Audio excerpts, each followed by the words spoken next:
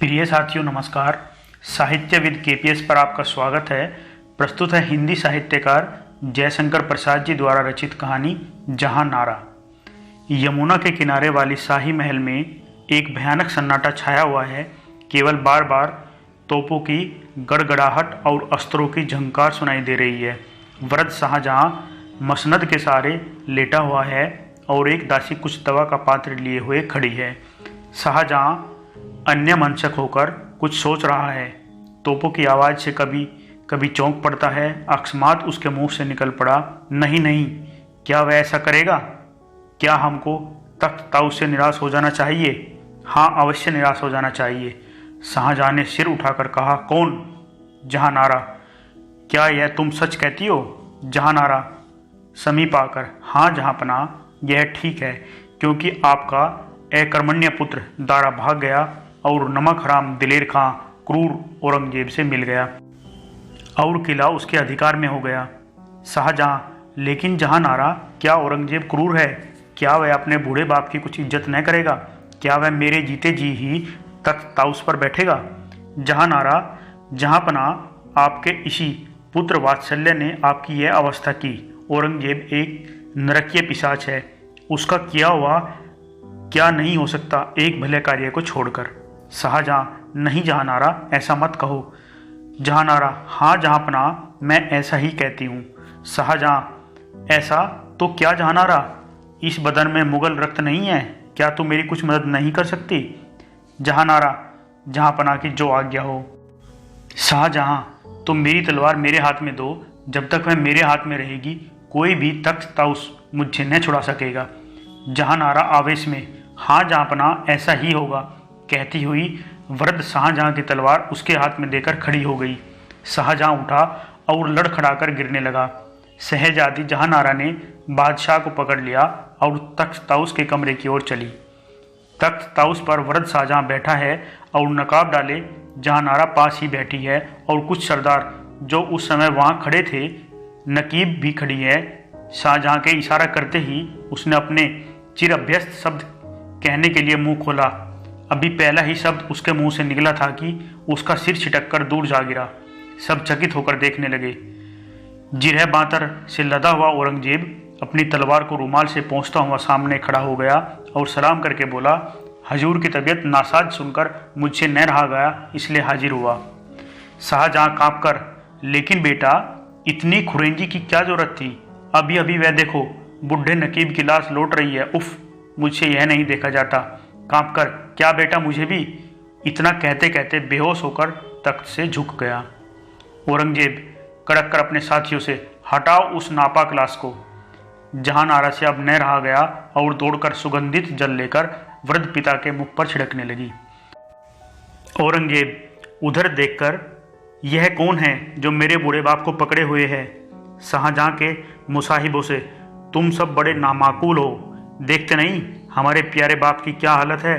और जहां नारा उन्हें यूं बढ़ते देखकर फुर्ती से कटार निकालकर और हाथ में शाही मुहर किया हुआ कागज निकालकर खड़ी हो गई और बोली, देखो, इस परवाने के मुताबिक मैं तुम लोगों को हुक्म देती हूँ कि अपनी अपनी जगह पर खड़े रहो जब तक मैं दूसरा हुक्म न दूँ।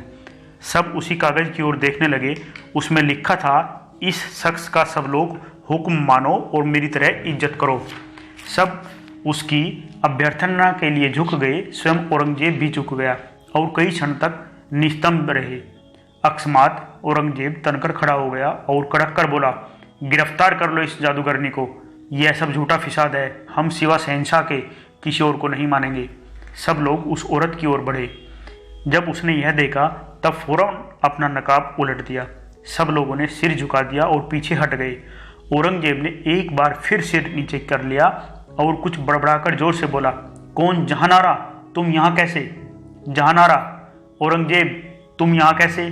औरंगजेब पलटकर अपने लड़के की तरफ देखकर, बेटा, मालूम होता है कि बादशाह बेगम का कुछ दिमाग बिगाड़ गया है, नहीं तो इस बेशर्मी के साथ इस जगह पर न आती। तुम्हें इनकी हिफाजत करनी चाहिए। जहां नारा, और औरंगजेब के दिमाग को क्या हुआ जो वह अपने बाप के साथ बेअदबी से पेश आया? अभी इतना उसके मुंह से निकला ही था कि शहजादे ने फुर्ती से उसके हाथ से कटार निकाल लिया और कहा, मैं अदब के साथ कहता हूँ, आप महल में चले।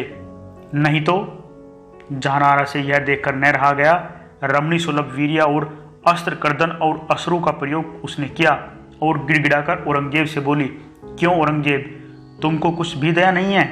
औरंगजेब ने कहा, दया क्यों नहीं है बादशाह बेगम, दारा जैसे तुम्हारा भाई था वैसे ही मैं भी तो तुम्हारा भाई हूँ, फिर तरफदारी क्यों? जहानारा, वह तो बाप का तख्त नहीं लेना चाहता था, उसके हुक्म से सल्तनत का काम चलता था। औरंगजेब, तो क्या मैं ये काम नहीं कर सकता? अच्छा, बहस की जरूरत नहीं है, बेगम को चाहिए कि वह महल में जाएं। जहानारा का कातर दृष्टि से वृद्ध मूर्छित पिता को देखती हुई शहजादे की बताई राह से जाने लगी। यमुना के किनारे एक महल में शाहजहां पलंग पर पड़ा है और जहानारा उसके सिरहाने बैठी हुई है। वृद्ध शाहजहां ने इहलोक की लीला पूरी की। अब जहानारा को संसार में कोई काम नहीं है, केवल इधर उधर उसी महल में घूमना भी अच्छा नहीं मालूम होता। उसकी पूर्व स्मृति और भी उसे सताने लगी।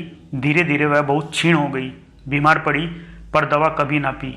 धीरे धीरे उसकी बीमारी बहुत बढ़ी और उसकी दशा बहुत खराब हो गई। जब औरंगजेब ने सुना तब उससे भी सहन न हो सका। वह जहानारा को देखने के लिए गया। एक पुराने पलंग पर जीर्ण बिछौने पर जहानारा पड़ी थी और केवल एक धीमी सांस चल रही थी। औरंगजेब ने देखा कि वह जहानारा, जिसके लिए भारतवर्ष की कोई वस्तु अलभ्य न थी, जिसके बीमार पड़ने पर शाहजहां व्यग्र हो जाता था और सैकड़ों हकीम उसको आरोग्य करने के लिए प्रस्तुत रहते थे, वह इस तरह एक कोने में पड़ी है। पाषाण भी पिघला। औरंगजेब की आंखें आंसुओं से भर आई और घुटनों के बल बैठ गया। जहानारा के समीप मुंह ले जाकर बोला, बहन, कुछ हमारे लिए हुक्म है? जहानारा ने अपनी आंखें खोल दी और एक पुर्जा उसके हाथ में दिया, जिसे झुककर औरंगजेब ने लिया और फिर पूछा, बहन, क्या तुम मुझे माफ़ करोगी? जहानारा ने खुली हुई आंखों को आकाश की ओर उठा दिया। उस समय उनमें से एक स्वर्गीय ज्योति निकल रही थी और वह वैसे ही देखती की देखती रह गई। औरंगजेब उठा और उसने आंसू पोंछते हुए पुर्जे को पढ़ा। उसमें लिखा था, मुझ गरीब की कब्र को हरियाली की चादर ही नसीब होनी है। कहानी यहीं पर समाप्त होती है। प्लीज़ चैनल को लाइक, शेयर और सब्सक्राइब जरूर कर लें। धन्यवाद।